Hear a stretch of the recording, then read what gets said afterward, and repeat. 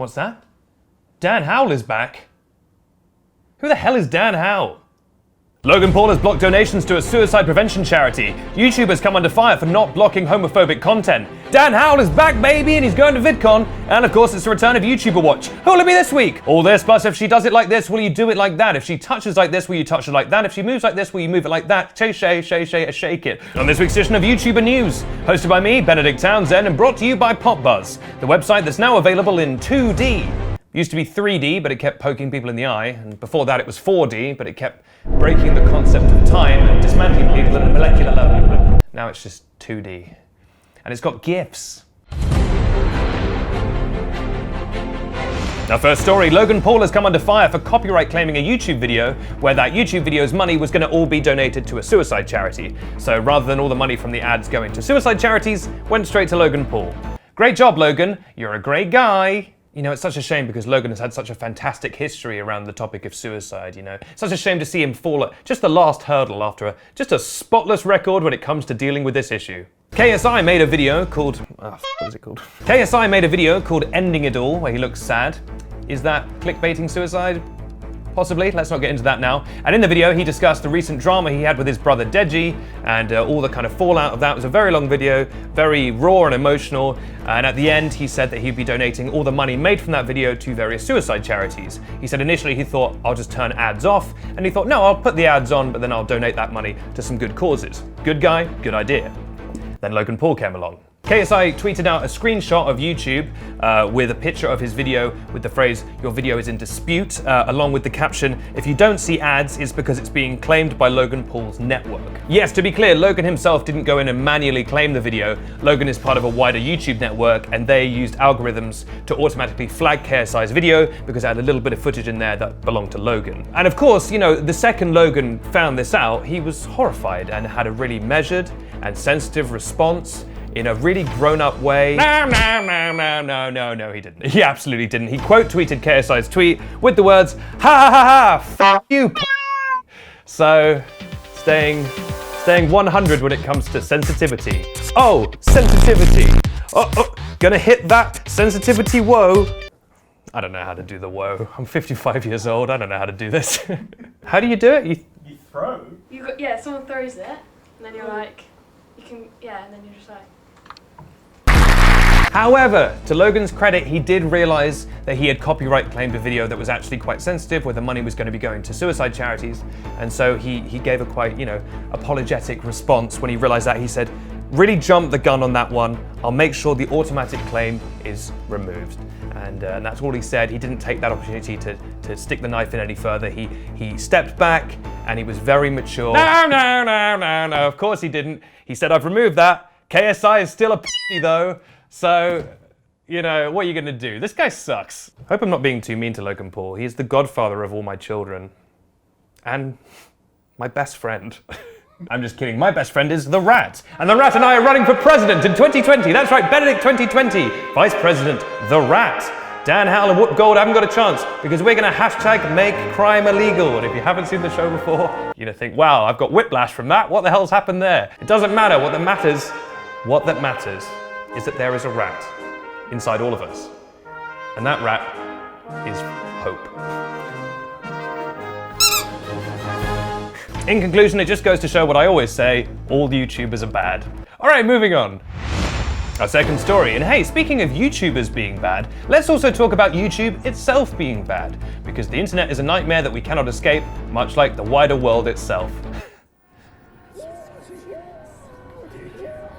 All right, strap in because this is a bit of a long story, but it's pretty wild and it's ongoing. So there's this guy called Carlos Maza. I might not be pronouncing that correctly, apologies. He works for Vox, which is a news site, leans a bit left, and he's been making a lot of videos on YouTube talking about American politics and all kinds of political issues. Now, there's another character on the scene. He's a quite far-right response YouTuber. He's one of those guys whose content is just responding to other people and getting really mad about it. I'm not gonna name him because he spreads a lot of disinformation and false facts, and he just generally doesn't really add anything productive to YouTube, and that's coming from me, the YouTube news guy. If I say he's not productive, that can't be good. Yeah, I'm not really looking to promote him, but the original guy I spoke about, Carlos, he has been making these videos for years. This guy has been making response videos to Carlos for years, and in these videos, he has just been openly attacking him as a person. He specifically attacks the fact that this guy is gay and that he is Latino. He's called him words that I can't repeat on this show. I don't want to repeat on this show. And it's basically just been targetedly harassing him for years. And recently Carlos had enough. He took to Twitter and he said, look, I'm fine with this guy disagreeing with me. I'm fine with this guy making videos about me, but I don't like the fact that YouTube is allowing him to make videos where he specifically bullies me because of things that are to do with, you know, my inherent personality, with who I am. After these complaints went viral, Team YouTube replied to him on Twitter and said that they had weighed in on the situation. And I'm sure it's all gone great. Let's take a little look into YouTube's reply. Thanks again for taking the time to share all this information with us. Pretty good, pretty polite so far. Okay. We take allegations of harassment very seriously. That's good, you should do that. Well done, YouTube, 1 point. We know this is important and impacts a lot of people. Fine, redundant, but fine. Our team spent the last few days conducting an in-depth review of the videos flagged to us. An in-depth review? That's exactly what this needs. And whole team's doing it? YouTube, you're hitting it out of the park. We did a review of the videos flagged to us, and while we found the language was clearly hurtful, that's good, it was hurtful. Don't know how I feel about that while though, that's a little bit sus. The videos as posted don't violate our policies. Oh no, look what you've done there, YouTube. And then they said, even if a video remains on our site, it doesn't mean we endorse or support that viewpoint. There are other aspects of the channel we're still evaluating. So that's nice. They're saying that, listen, look, this video is really offensive and we think it's horrible. We don't support it. We will continue to give it a platform and allow it to make money on our website, but that doesn't mean we like it. Are we gonna allow it to make lots of money? Of course we are. Are we gonna make money off it? Of course we are. But that doesn't mean we're not doing a big old frown when we look at it. Oh, this is exhausting. So yeah, generally absolute nonsense, because they're saying that you can have content on the site that is, quote, deeply offensive as long as it doesn't violate their policies. But they have policies that specifically state that you shouldn't put deeply offensive stuff on the site.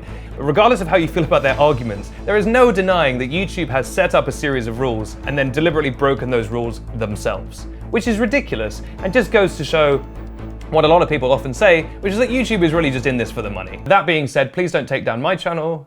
Love you guys. My channel is the good channel, and actually a kind channel to everyone. And no frowns here, smiles only. So YouTube is actually amazing, and please leave my channel alone. Unless you're watching on Snapchat, in which case, forget YouTube's bad. Oh, I don't like them. Covered all the angles there. Naturally, this response went down as badly as Logan Paul in literally any situation, and there was even more backlash against YouTube. And then YouTube started one of the messiest and worst handled cleanup attempts I've ever seen in my life. It's so convoluted that I don't even want to wade into it. But basically, YouTube have decided to respond to this by doing a series of contradictory tweets where they're like, okay, actually, we're going to get rid of the monetization on this guy's videos, but the videos can stay up. But the videos are bad. And they just went on and on, tying themselves in knots. And in the end, they just started purging channels from YouTube. Now, I don't know if this was planned ahead of time and coincided coincidentally, or if this was a reaction, but they have finally started taking some of the more just overtly offensive channels off YouTube, or demonetizing the channels that attack people. What's especially nice is that it's Pride Month, so good timing, YouTube. Well, what's nice is that YouTube has made its logo a rainbow this month.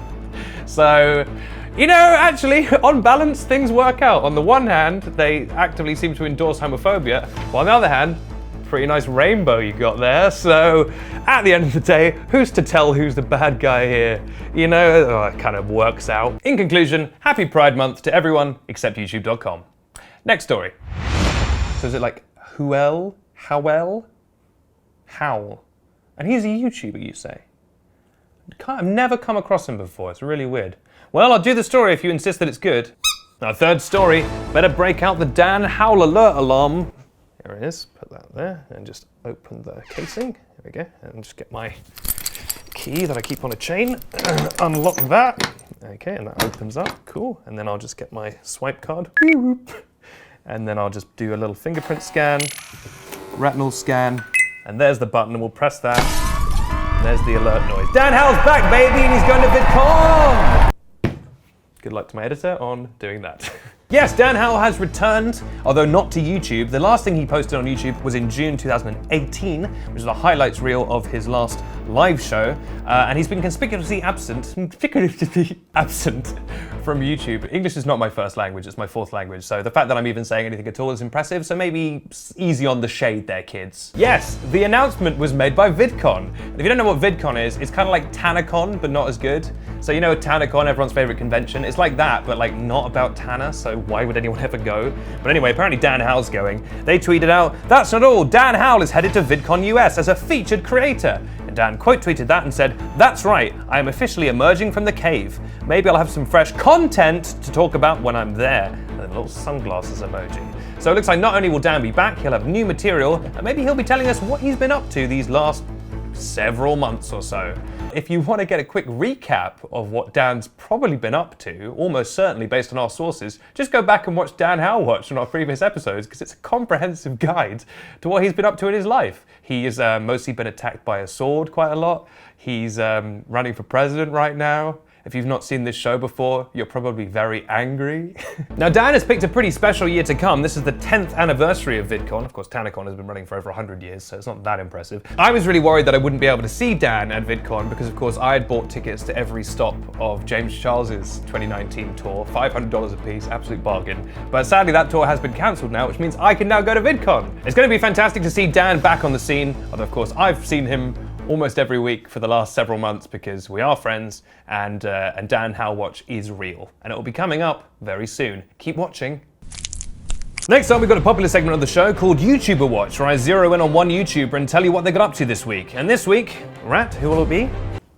That's right, Dan Howell. It's time for Dan Howell Watch.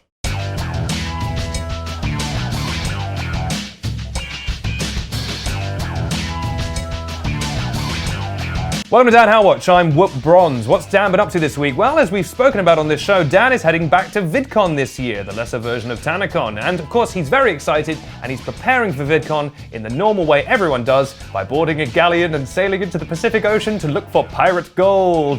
That's right, he's on the ship with a hearty crew of misfits. You've got Captain Sword, who is the captain. You've got First Mate, Pirate, who is a pirate. You've got Second Mate